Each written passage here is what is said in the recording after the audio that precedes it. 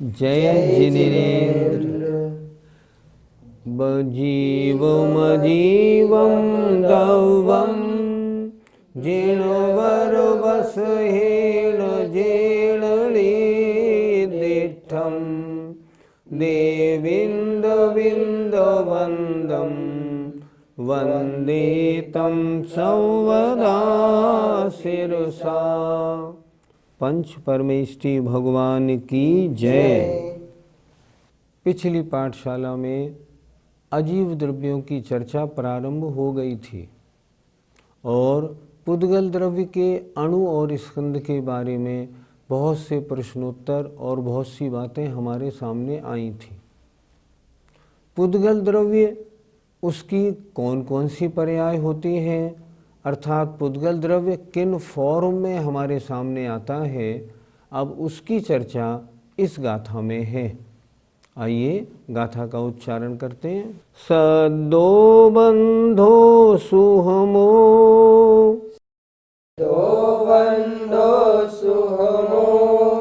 थूलो संठान भेद तम छाया,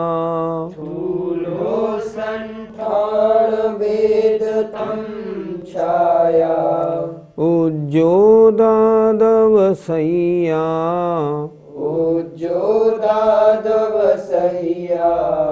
पुगल दवस पजाया,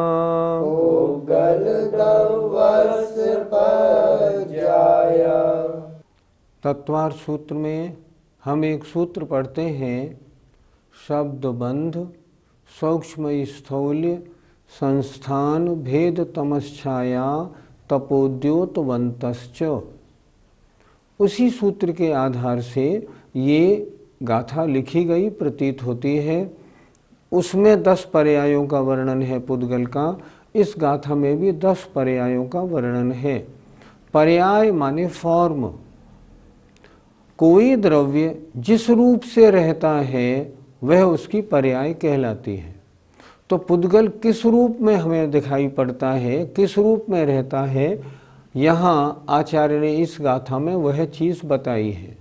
देखें, सद्दो माने शब्द, शब्द पुद्गल की पर्याय हैं। बंधो बंध, जहाँ भी दो चीज़ जुड़ती हैं और बंध होता है वो कहलाता है बंध, और बंध मात्र पुद्गल का होता है, अन्य नहीं। तो बंध पुद्गल की पर्याय है। सुहमो अर्थात सूक्ष्म और स्थूल, ये पुद्गल की पर्याय है। पुद्गल के अलावा अन्य सभी द्रव्य अमूर्तिक हैं, उनमें स्थूलपना सूक्ष्मपना घटता ही नहीं। तो जहाँ भी स्थूल और सूक्ष्मपना होता है, ये महीन है, ये इससे मोटा है, ये पुद्गल की पर्याय है। संठान संस्थान माने आकार, आकार पुद्गल की पर्याय है। अमूर्तिक द्रव्य में आकार कैसे बनेगा? भेद माने टुकड़ा, कोई चीज़ तोड़ी, कोई घड़ा है वो टूटा, टूट के टुकड़े हुए, तो टुकड़े ये पुद्गल की पर्याय है। तम माने अंधकार, मतलब दृष्टि विरोधी, जो देखने में दिक्कत करता है, ऐसा अंधकार ये पुद्गल की पर्याय है। छाया प्रतिबिंब या परछाई, ये छाया ये पुद्गल की पर्याय है। उद्योत, उद्योत माने शीतल प्रकाश, ये पुद्गल की पर्याय है। और यहाँ से संधि विच्छेद किया, आतप, आतप माने गर्म प्रकाश, ये पुद्गल की पर्याय है। इस तरह सैया इनसे सहित पुद्गल द्रव्य की पर्याय होती हैं। फिर एक बार देखें, सद्दो, हम जो शब्द बोलते हैं, आपके पास जो मेरे शब्द पहुंच रहे हैं, ये पुद्गल की पर्याय है। भाषा वर्गणा पुद्गल रूप परिणमन होके आपके पास पहुंची, ये पुद्गल की पर्याय है। बंध, कोई भी चीज़ है जितनी चीज़ें आपको दिखाई पड़ती हैं स्थूल रूप से, इनमें जो बंध है ये पुद्गल की पर्याय है। कोई सूक्ष्म और कोई स्थूल, ये महीन है, ये मोटा है, ये पुद्गल में होता है, अन्य में नहीं होता। संठान, संस्थान माने आकार, तिकोरा, चौकोर, गोल, षटकोण, ये आकार पुद्गल में होता है, अमूर्तिक द्रव्यों में नहीं होता। भेद माने टुकड़े, टुकड़े पुद्गल की पर्याय हैं। तम माने जो दृष्टि विरोधी हो, अंधकार, ये पुद्गल की पर्याय है। परछाई, प्रतिबिंब आदि ये भी पुद्गल की पर्याय हैं। और उद्योत माने ठंडा प्रकाश ठंडे प्रकाश का मतलब जो प्रकाश आँखों को रुचिकर हो उसे कहते हैं उद्योत। जैसे पूर्णिमा के चंद्रमा की चांदनी, अगर उसकी चांदनी में आप देखें चंद्रमा को तो आँखों को अच्छा लगता है, वो होता है उद्योत। और आतप, गर्म प्रकाश, जैसे सूर्य का प्रकाश, धूप, ये जो सूर्य का प्रकाश, आतप, इनसे सहित ये सब पुद्गल द्रव्य की पर्याय हैं। 10 प्रकार की पर्यायों का वर्णन किया। 1, 2, 3, 4, 5, 6, 7, 8 और उद्योत और आतप। इस तरह इस गाथा में तत्वार सूत्र के अनुसार पुद्गल द्रव्य की 10 पर्यायों का वर्णन है। शब्द अर्थात भाषा जो पुद्गल की पर्याय है, जरा इसको समझा दीजिए। मेरा जो शब्द आपके पास पहुंच रहा है ये पुद्गल है कि नहीं? पुद्गल है। सिद्ध करो कि ये पुद्गल है। ये सिद्ध ऐसे होता है, बाहर की आवाज़ आ रही हो, आप किवाड़ बंद करते हैं तो बाहर की आवाज़ रुक जाती है, इसका मतलब शब्द पुद्गल है।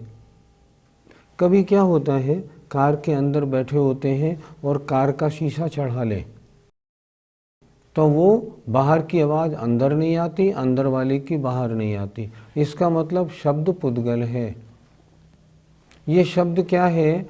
भाषा वर्गणा को त्रसजीव ने अपने इस मुख के द्वारा जिस रूप में परिणमन करा के चेंज किया उसको हम कहते हैं भाषा या शब्द।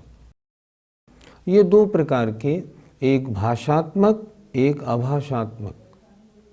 हम और आपकी जो चर्चा हो रही है ना, हिंदी में, इंग्लिश में, तेलुगु में, ये भाषात्मक है।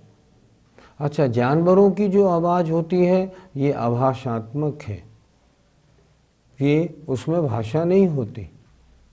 अच्छा, भाषात्मक जो त्रसजीवों की है ना, ये भी 2 प्रकार की होती है, अक्षरात्मक और अनक्षरात्मक।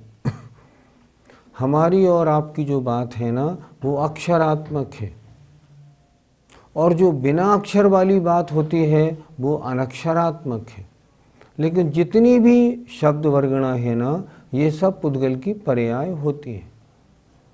इस तरह शब्द बहुत तरह के। अच्छा, कुछ शब्द ध्वनि ऐसी भी होती हैं जो प्रायोगिक होती हैं, प्रायोगिक और वैश्रषिक। जैसे किसी ने घंटा बजाया तो ये आवाज़ जो आई ये प्रायोगिक। अपने आप बादल गरजे, ये वैश्रषिक। ये सब क्या है? ये सब शब्द वर्गणा है, और ये शब्द वर्गणा सारी की सारी पुद्गल होती है। इसी तरह जो 10 भेद आपको बताए ये सब पुद्गल की पर्याय हैं। पर्याय किसे कहते हैं? एक तत्वार सूत्र का सूत्र है, तद्भावः परिणामः। द्रव्य का जिस रूप से होना है वो उसकी पर्याय है। जैसे ये उंगली है, इसकी ये पर्याय है, इस रूप हो गई तो ये पर्याय है, इस रूप हो गई तो ये पर्याय है, अब ये पर्याय है। द्रव्य का जिस रूप से होना है वो उसकी पर्याय है। तो पुद्गल द्रव्य जिन जिन रूपों में होता है वे पुद्गल द्रव्य की पर्याय हैं। इन 10 के अलावा पुद्गल की और भी पर्याय हो सकती हैं क्या? क्यों नहीं हो सकती? जैसे एग्जाम्पल, जैसे आपने गुब्बारे में हवा भरी और गुब्बारा फूल के बड़ा हो गया, ये भी तो पुद्गल की पर्याय है। आपने मुट्ठी को बांधा और खोला, ये भी तो पुद्गल की पर्याय है।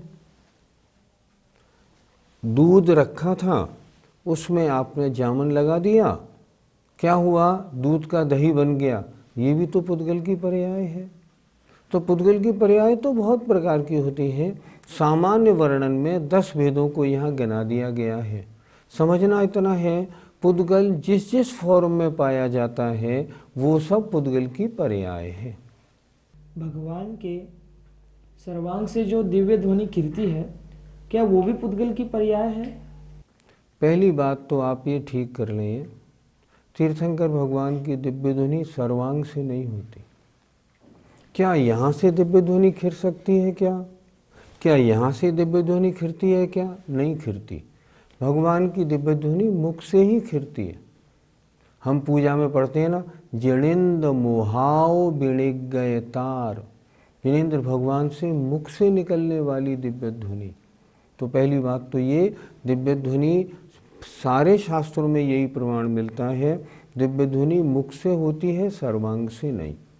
अब प्रश्न है, दिव्य ध्वनि अक्षरात्मक है या अनक्षरात्मक?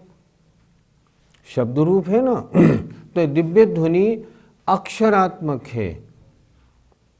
अक्षरात्मक है, हाँ अक्षरात्मक है, पर अनक्षरात्मक सी लगती है। क्यों? अगर अक्षर नहीं होंगे तो विषय का निरूपण कैसे होगा? भाई अक्षर से ही तो विषय का निरूपण होगा। अनक्षरात्मक जैसे ओ, इसमें निरूपण कैसे हो पाएगा? तो दिव्य ध्वनि अक्षरात्मक है, लेकिन उसकी स्पीड इतनी तेज है जो हमें अनक्षरात्मक सी प्रतीत होती है। जैसे हम क्या करें, एक कैसेट को हम लगा दें कैसेट प्लेयर में और उसको तेज स्पीड से चलाएं, तो यद्यपि वो कैसेट अक्षरात्मक है, पर आवाज़ कैसी आएगी? ऐसे आती है। उसी तरह भगवान की दिव्य ध्वनि अक्षरात्मक है, लगती है अनक्षरी जैसी, पर होती है अक्षरी, इसीलिए उससे विषय का प्रतिपादन होता है। और अक्षरात्मक है तो अक्षर किससे बने? अक्षर तो पुद्गल से बनते हैं, और कहाँ से बनेंगे? वो है क्या? वो पुद्गल है। इसलिए कोई भी ध्वनि हो सब पुद्गलात्मक होती है और वो पुद्गल की पर्याय है। ये जो बंद होता है वह क्या होता है? 2 या 2 से अधिक पदार्थ आपस में मिल जाएं, इसका नाम बंध है। ये शरीर है, ये शरीर बंध है। अनंतानंत कार्मण वर्गणाएं मिलने से ये शरीर बना है, तो इसे हम क्या कहेंगे? ये बंध है। ये पुद्गल की पर्याय है। सूक्ष्म और स्थूल को कैसे समझें? जैसे जो छोटा होता है वो सूक्ष्म, बड़ा होता है स्थूल। अच्छा, एक तो अपेक्षाकृत सूक्ष्म और स्थूल होते हैं। जैसे आंवला छोटा है, आम बड़ा है, ऐसे सूक्ष्म और स्थूल होते हैं। अब जैसे अणु सूक्ष्म है, स्कंध स्थूल होता है, ऐसे समझें। तो ये सब पुद्गल की पर्याय हैं। महीन, अल्प परिणाम सूक्ष्म, ज़्यादा परिणाम स्थूल, ये पुद्गल में होता है, अन्य में नहीं होता, इसलिए ये पुद्गल की पर्याय। संस्थान से हमें क्या समझना चाहिए? संस्थान आचार्यों ने 6 प्रकार का लिखा। समचतुरस संस्थान, यज्ञोत परिमंडल संस्थान, स्वाति संस्थान, वामन संस्थान, कुब्जंत संस्थान, हुंडक संस्थान। ये क्या है? ये शरीर जो पुद्गल है इसकी पर्याय है। अलग अलग आकार शरीर को मिलते हैं, या कमरा या कोई वस्तु, कोई पिंड है लोहे का, चौकोर है, गोल है, तिकोरा है, ये जितने आकार है ना, ये सब पुद्गल में होते हैं। अच्छा, पुद्गल के अलावा अन्य किसी द्रव्य में चौकोर, गोल आदि आकार पाए जाते हैं क्या? नहीं पाए जाते। इसलिए जो संस्थान है ये भी पुद्गल की पर्याय है। भेद को किस प्रकार समझा जाए? किसी वस्तु के टुकड़े कर देना भेद है। टुकड़े किसके हो सकते हैं? मात्र पुद्गल के। ये भी कई प्रकार के होते हैं। जैसे मान लो एक कोई सॉलिड है, उसके टुकड़े कर दिए आपने। एक कपड़ा था, उसके 2 टुकड़े फाड़ दिए। एक कागज है उसको फाड़ दिया, एक घड़ा है उसको तोड़ दिया, ये सॉलिड का हो गया। पानी रखा है एक लोटे में, आपने इस लोटे के पानी को 4 कटोरियों में कर दिया, तो ये द्रव के टुकड़े हो गए। लेकिन ये जो भेद हुए ये भी तो पुद्गल के ही भेद हुए। पुद्गल के अलावा अन्य किसी का भेद नहीं हो सकता। आत्मा का क्या कोई भेद कर सकता है? बिल्कुल नहीं कर सकता, टुकड़े हो ही नहीं सकते। टुकड़े किसके होते हैं? सिर्फ एक पुद्गल के होते हैं, अन्य किसी द्रव्य के नहीं होते। तमस छाया अर्थात तम और छाया, ये क्या है? तम माने दृष्टि को रोकने वाला जो अंधकार है, ये अंधकार भी पुद्गल है। और ये परछाई जो पड़ रही है ना, ये भी तो पुद्गल की परछाई है। परछाई स्वयं पुद्गल है। फोटो आपने ली, ये फोटो क्या है? ये भी तो पुद्गल है। आपके टीवी पर जो चित्र आ रहा है ये क्या है? ये भी तो पुद्गल है। ये सब पुद्गल है। आतप और उद्योत को हम कैसे समझें? आतप माने गर्म प्रकाश, सूर्य का प्रकाश है या सूर्यकांत मणि का गर्म प्रकाश है, ये आतप है। चंद्रमा की रोशनी है या चंद्रकांत मणि का प्रकाश है, ये उद्योत है। उद्योत को और तरह से भी समझ सकते हैं। जैसे जुगनू है, जुगनू का शरीर चमकता है, ये उद्योत है। रात्रि में आप जाएं, सामने जो बैल वगैरह आते हैं ना, उनकी आंख चमकती है, ये उद्योत है। ये भी तो पुद्गल की पर्याय है। इस तरह ये जो 10 बताई गई ये पुद्गल की पर्याय हैं। इनके अलावा पुद्गल की अन्य पर्याय भी होती हैं। इस तरह पुद्गल की पर्यायों की चर्चा आज पूरी हुई। पुद्गल द्रव्य की बात हो गई, अब आगे धर्म द्रव्य की बात होगी। गई परिणयाण धम्मो, गई परिणयाण धम्मो, पुद्गल जीवाण गमन सहयारी, पुद्गल जीवाण गमन सहयारी, तोयम जहमच्छाणम, तोयम जहमच्छाणम, अच्छन्ताणेव सोणेयी, अच्छन्ताणेव सोणेयी। गई, गई माने गति, गति माने चलना। परिणयाण परिणत अर्थात गति से परिणत अर्थात चलते हुए। पुद्गल जीवाण पुद्गल और जीवों को। धम्मो धर्म द्रव्य, गमन मन चलने में सहकारी होता है। फिर एक बार देखें, जो गई परिणयाण चलते हुए, पुद्गल जीवाण पुद्गल और जीवों को चलने में सहकारी होता है, उसे धर्म द्रव्य कहते हैं। यह जिस प्रकार उदाहरण दिया है, जिस प्रकार मच्छाणम तोयम, मच्छ माने मछलियों को पानी। मछली जब चलना चाहती है नदी में तो पानी उसको चलने में सहकारी होता है। जह माने जिस प्रकार, तोयम माने जल, मच्छाणम मच्छों को मछलियों को सहकारी होता है। और एक बात विशेष, अच्छंता नहीं चलने वाले अर्थात जो जीव या पुद्गल रुके हुए हैं, ठहरे हुए हैं, उनको णेव सो णेयी, वह कभी भी नहीं णेयी चलाता है। नयति माने ले जाता है, अर्थात चलते हुए जीव पुद्गलों को चलने में सहकारी धर्म द्रव्य। जो जीव और पुद्गल रुके हैं उनको जबरन नहीं चलाता। क्यों नहीं चलाता? ये प्रेरक निमित्त नहीं है, ये उदासीन निमित्त है। जब जीव और पुद्गल चलते हैं तो उनको सहकारी होता है। यहाँ पुद्गल जीवान में पुद्गल और जीव दो द्रव्यों का वर्णन किया गया, अन्य द्रव्यों का वर्णन क्यों नहीं किया गया? क्योंकि अन्य द्रव्य गमन नहीं करते। धर्म द्रव्य पूरे लोक के बराबर है, वो कहाँ चलेगा?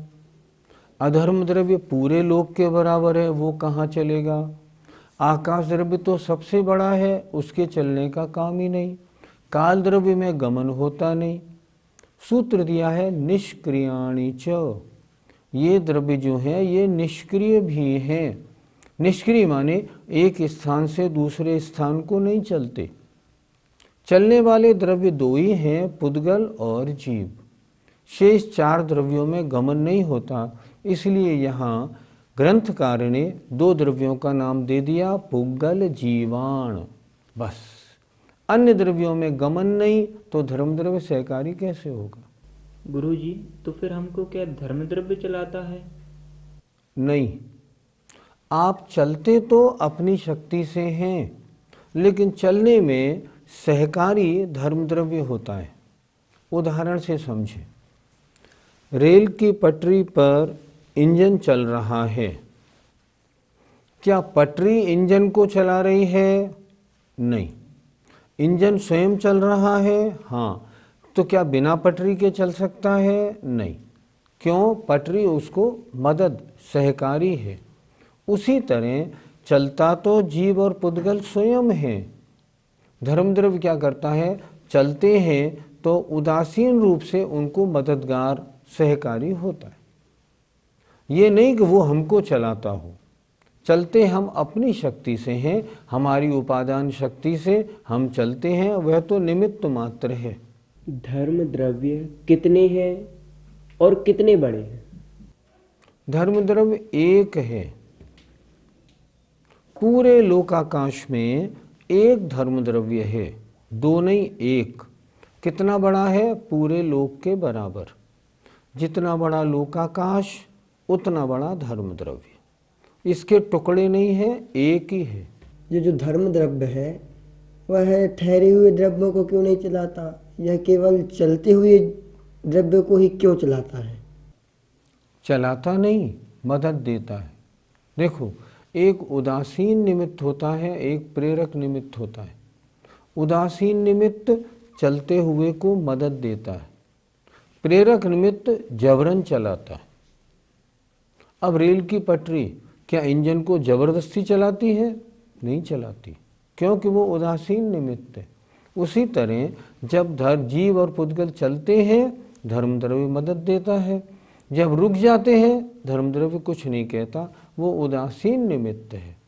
ये जो धर्म द्रव्य है इसमें परिणमन होता है या नहीं? द्रव्य उसे कहते हैं जिसमें उत्पाद व द्रव्य पाया जाए। नई पर्याय की उत्पत्ति, पुरानी पर्याय का विनाश और द्रव्य का स्वयं का रहना। अगर ये तीन चीज नहीं पाई जाएंगी तो द्रव्य द्रव्य नहीं होगा। इस तरह धर्म द्रव्य द्रव्य है, तो धर्म द्रव्य में जो शुद्ध द्रव्य है, इसमें जो इसका अगुर लघु गुण है, उसके कारण इसमें षड्गुणी हानि वृद्धि रूप परिणमन होता है। अगुर लघु गुण में षड्गुणी हानि वृद्धि रूप परिणमन होने से धर्म द्रव्य में परिणमन होता है। जितने शुद्ध द्रव्य हैं उन सब में इसी प्रकार परिणमन पाया जाता है। बिना परिणमन के कोई द्रव्य नहीं होता। गुरुजी, ये जो उंगली यूं चल रही है, इसमें कौन कौन से द्रव्य सहकारी होंगे? देखो, ये उंगली को स्थान किसने दिया? आकाश द्रव्य ने। चलने में सहकारी धर्म द्रव्य, लेकिन उंगली में परिणमन हो रहा है तो परिणमन काल द्रव्य। काल द्रव्य परिणमन करा रहा है, धर्म द्रव्य चला रहा है, आकाश द्रव्य स्थान दे रहा है। तीन काम हो रहे हैं। और जब ये उंगली रुक जाती है तब इसको सहकारी अधर्म द्रव्य होता है। उसकी चर्चा कल पाठशाला में करेंगे। क्या विज्ञान भी इस धर्म द्रव्य को मानता है? बिल्कुल मानता है। विज्ञान मानता है जब कोई मैटर चलता है, कोई वस्तु चलती है, तो कोई उसको सहकारी होता है, तो उस सहकारी को वो कहते हैं ईथर। तो इसका मतलब हुआ धर्म द्रव्य को विज्ञान ने ईथर के नाम से स्वीकार किया, इसलिए उसकी भी स्वीकारता है। जब कोई जीव, कोई मुनि महाराज ध्यान लगा रहे हैं, ध्यान लगा के अष्ट कर्मों को नष्ट कर दिया, उनकी आत्मा परम शुद्ध होके अब सिद्धालय में जाती है, तो जाते में कौन मदद करता है? धर्म द्रव्य मदद करता है। द्रव्य शुद्ध हो या अशुद्ध, जब भी वो चलेगा। पुद्गल का अणु शुद्ध है, वो चलेगा, धर्म द्रव्य मदद करेगा। पुद्गल का स्कंद अशुद्ध है, चलेगा, धर्म द्रव्य मदद करेगा। इसी तरह संसारी जीव हो या मुक्त जीव हो, जो भी गमन करेगा धर्म द्रव्य उसको सहकारी होगा। जबरी से नहीं चलाता है, जब वो चलते हैं तो उसे मदद करता है। इस प्रकार आज हमने धर्म द्रव्य के बारे में समझा। समय आपका पूरा हो गया है।